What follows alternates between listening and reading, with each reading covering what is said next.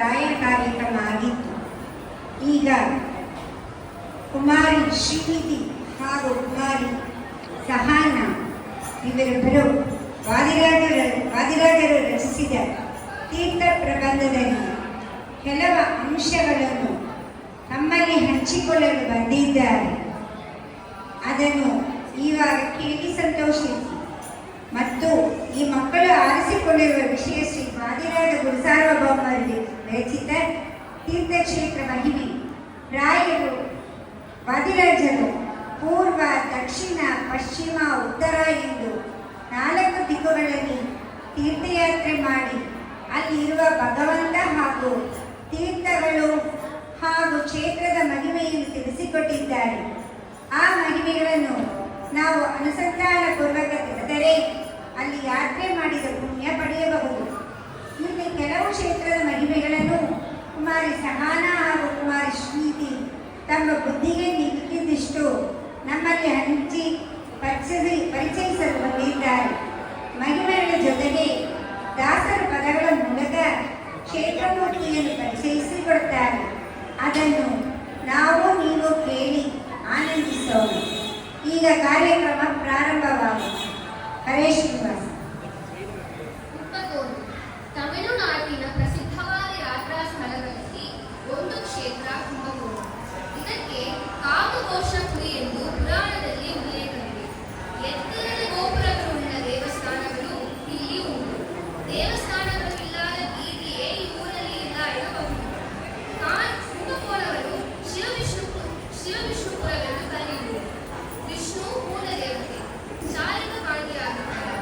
ಮನೋನಿಯಾಮಕ ಮಹಾರುದ್ರ ದೇವರು ಕುಂಬೇಶ್ವರನಾಗಿದ್ದಾರೆ. ಶಾರಕಪಾಣಿ ಇಲ್ಲಿ ರಾಜನಾಗಿದ್ದು ಎಲ್ಲರನ್ನೂ ಶಾಸನ ಮಾಡುತ್ತಾನೆ.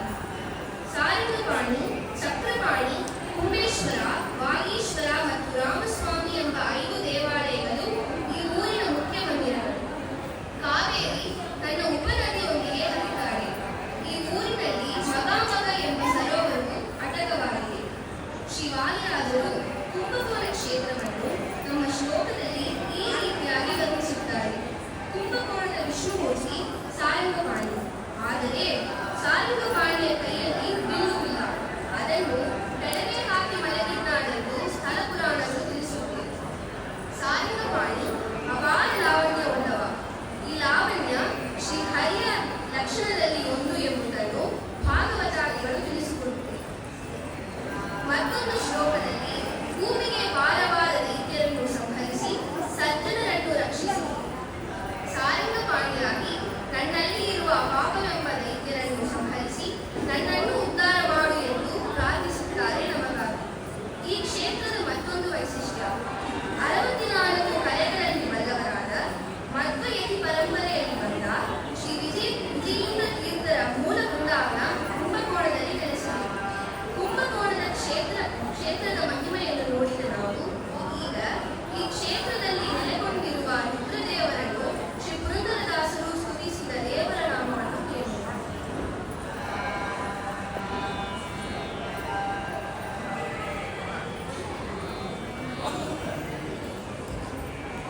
ಚಂದ್ರಚೂಡ ಶಿವಶಂಕರ ಪಾರ್ವತಿ ರಮಣ ನಿನಗೆ ನಮೋ ನಮೋ. ಚಂದ್ರಚೂಡ ಶಿವಶಂಕರ ಪಾರ್ವತಿ ರಮಣ ನಿನಗೆ ನಮೋ ನಮೋ. ಚಂದ್ರಚೂಡ ಶಿವಶಂಕರ ಪಾರ್ವತಿ ರಮಣ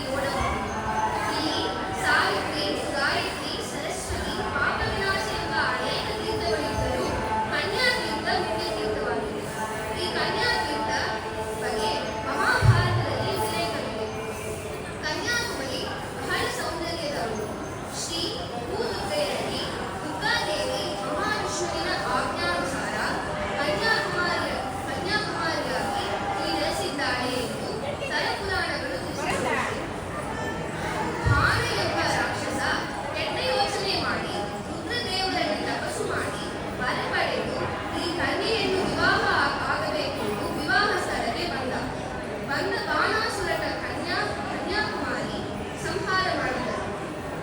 ಆ ಅಸುರನಿಗೆ ಕನ್ಯೆಯಿಂದಲೇ ಮರಣ ಎಂಬ ಶಾಪವೂ ಇತ್ತು.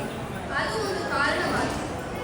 ಮತ್ತೊಂದು ಶ್ಲೋಕದಲ್ಲಿ ಗೋಕರ್ಣದಿಂದ ಪರಶುರಾಮ ದೇವರು ಬಾಣ ಪ್ರಯೋಗ ಮಾಡಿದಾಗ ಆ ಬಾಣ ಬಿದ್ದದು ಕನ್ಯಾಕುಮಾರಿಯಲ್ಲಿ.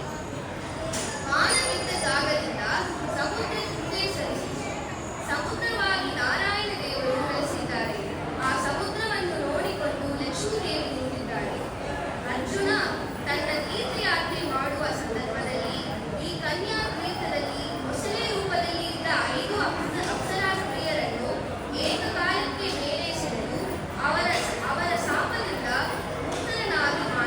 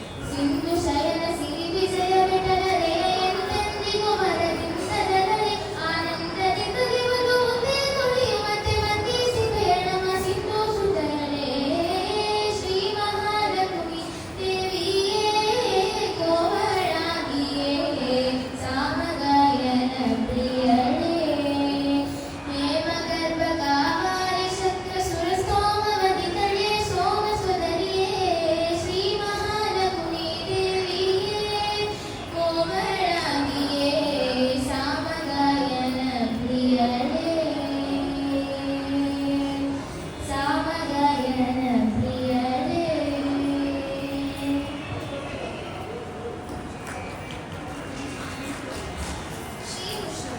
ಶ್ರೀಕೃಷ್ಣಂ ಸ್ವಯಂವೆಟ್ಟ ಕ್ಷೇತ್ರ. ಇಲ್ಲಿರುವ ವರಾಹ ದೇವರು ಶ್ವೇತವರಾಹ. ಅವನೇ ಯಜ್ಞವರಾಹವನು. ಭೂವರಾಹ ಎಂದು ಕರೆಯುವುದು. ಭೂವರಾಹನ ಅಂಗದಿಂದ ಯಜ್ಞದಲ್ಲಿ ಬಳಸುವ ಸೂರ್ಮಗಳು ಕುಶಗಳು ಸೃಷ್ಟಿಯಾಗಿತ್ತು.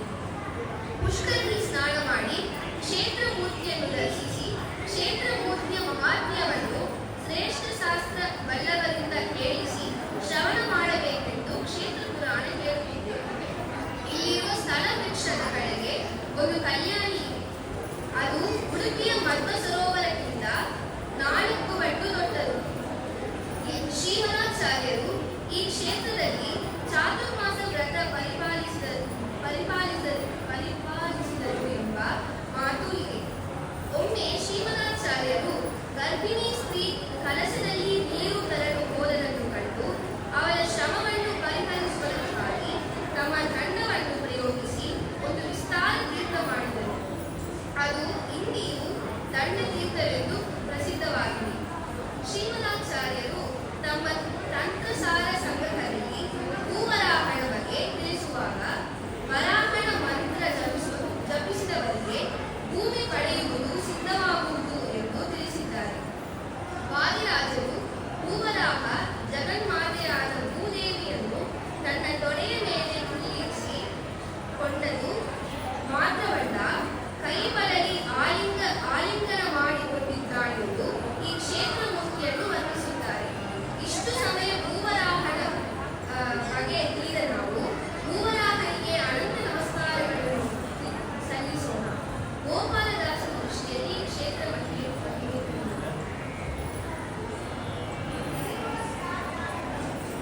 ದೇವಿ ಅಂಕುಶವಲ್ಲಿ ರಮಣನೆ ಭೂವರಾಹನಯಾನಿದೆ. ದೇವಿ ಅಂಕುಶವಲ್ಲಿ ರಮಣನೆ ಭೂವರಾಹನಯಾನಿದೆ. ಪವಮಾನನ ದಿವ್ಯ ಕರದಲ್ಲಿ ಪವಮಾನನ ದಿವ್ಯ ಕರದಲ್ಲಿ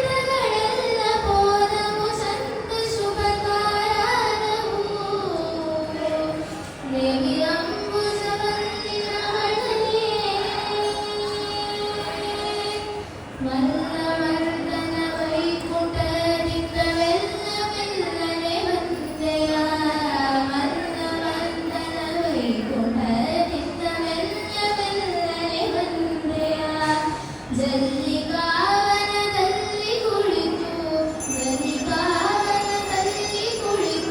ಎಲ್ಲ ಭಕ್ತರ ಸಲಹುವಿ ದೇವಿ ಅಂಬುಜ ರಮಣರೇ ಸುಂದರಾಸನೆ ನಿನ್ನ ಪಾದಕನೇಕ ವಂದನೆ ಮಾಡುವಿ ಸುಂದರಾಸನೆ ನಿನ್ನ ಪಾದಕನೇಕ ವಂದನೆ ಮಾಡುವಿ ಸೋದರ ಗೋಪಾಲ ವಿಠ್ಠಲನೇ ಕರುಣಿಸಿ ರಕ್ಷಿಸು